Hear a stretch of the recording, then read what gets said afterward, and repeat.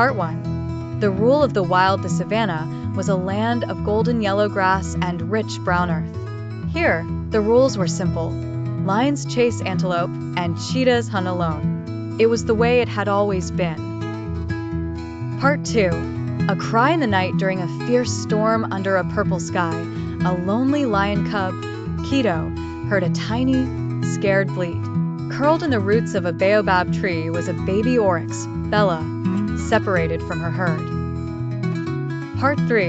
An unlikely choice. Kito's stomach rumbled, but the tiny creature shivered, nuzzling his paw for warmth.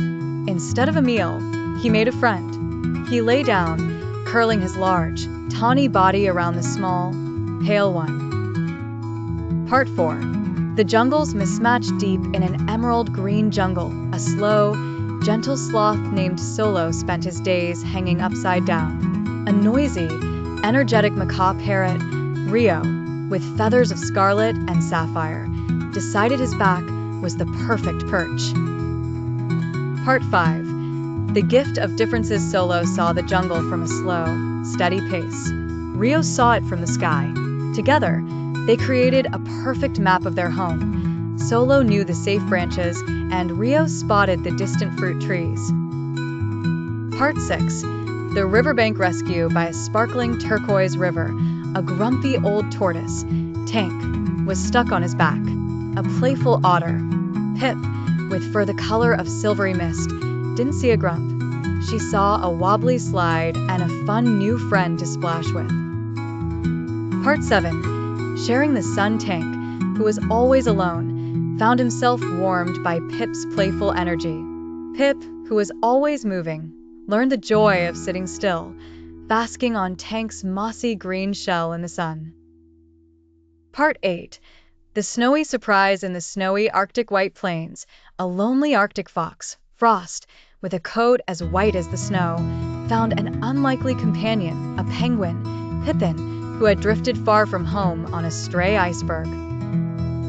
Part 9. The language of play. They didn't speak the same language, but they understood the universal sign of a play bow.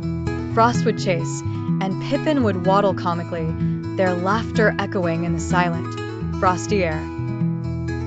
Part 10. The doubting chorus. Back in the savannah, Kito's lion pride roared their disapproval.